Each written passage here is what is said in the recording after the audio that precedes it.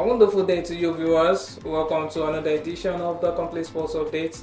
I am Abib Kuranga. This is the show where the latest and trending stories in the world of sports are brought to you. On today's episode, I have with me Ahmed Musa, and together we shall be taking you through the rounds as far as sporting stories in today's episode is concerned. Welcome to the show, Ohe.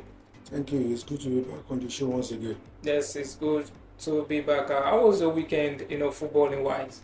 Well, I think it was an eventful weekend. Matches in the Nigerian Premier Football League, the big games in Europe, some of the Super Eagles players scoring for their club. So I think it was a really fun-filled weekend for we football lovers. Yeah, absolutely. It's really a fun-filled weekend, but with your favorite club, Chelsea, not winning their matchup against Manchester United to really have a little bit of dent on your eventful weekend. So without any further ado, let's start the program proper.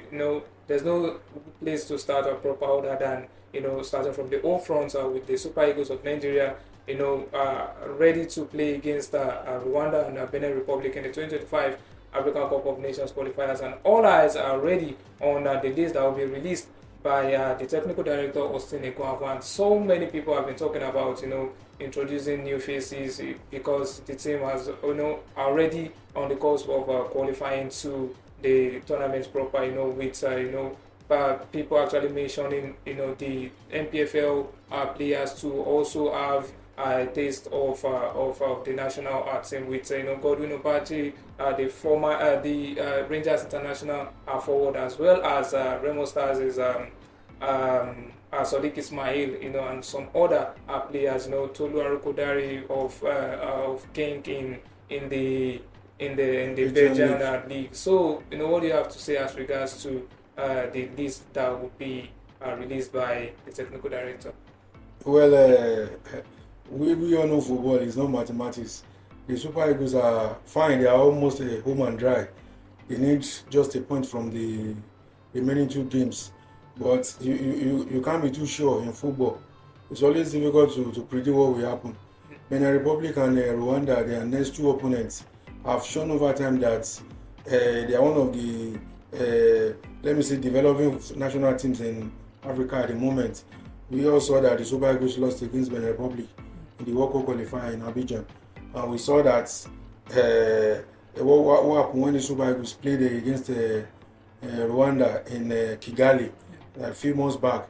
And the fact that Rwanda are topping the same World Cup group, the Super Eagles and Benin Republic are. So it's not the time to take the two teams for granted. Fine, like I said, they needed a point. They need a point to make it to Morocco in 2025. But I don't think the head coach, as in the caretaker coach, will want to take chances by bringing in new players at the moment. You need to get the job done first before you can take off. Probably the last game against Rwanda at home. Probably you can say, okay, let's relax a bit. But for the upcoming game, the first game against Benin Republic, I am quite sure they want to go for a victory, especially looking at the fact that Benin Republic beat the Super Eagles the last time they met in Abidjan, and we'll be facing the former Super Eagles coach again. So it's going to be fireworks in Abidjan. I'm really looking forward to the game. Yeah, absolutely. We are very pumped up as regards to the matchup. Genotro, who is currently the Benin Republic boss, will definitely want to make a statement yet again. Still on the Super Eagles, Kanu pillars forward, Ahmed Musa, a veteran, actually has been making waves in the Nigerian Premier Football League, and talks have been on him as regards to being recalled into the Super Eagles fold. Do you buy into that idea? Because his form currently has been up top. I think he scored against Plateau United in Kanu last match, popping up with a 10-minute goal. So thoughts have been around him joining up with the Super Eagles. So what are your thoughts about Ahmed Musa getting into the Super Eagles squad? Well, personally, I think Musa deserves a return to the Super Eagles. Just like he said, he has only retired from national team football. And if you look at his performance since he rejoined Kano Pillars, He has scored 5 goals. Like you said, he scored the winner against Plateau United, a late minute winner last weekend. So Nigerian league is not, it's one of the most difficult in Africa. Yeah. And for Musa to still be playing 90 minutes week in, week out, shows he still has what it takes. And don't forget, you can't take that leadership trait away from him. To second, the vice captain said during the last international break that they too have been following Musa's performance in the Nigerian Premier League, and they are looking forward to having him back in the national team. So I think should he get a recall back to the team, he's truly deserving of one of the longest serving player in the Super Eagles and one of the best players we have seen in the Super Eagles in recent years. Yes, all eyes will be on Austin Eguavoen as he released the Super Eagles squad list because having the record appearance holder in the team, the leadership experience, just like what you said as regards to that, and also the motivation and inspiration that you will have on this current crop of players will actually not be quantified. And that's it by the way. So let's talk about Nigerian players in Europe over the weekend.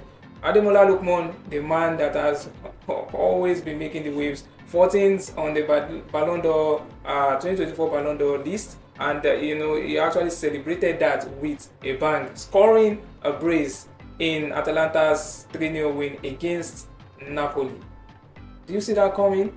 Away against Napoli, and him scoring a brace that has actually further stake a claim that he is currently the best African player at the moment. So what do you have to say about Ademola Lookman?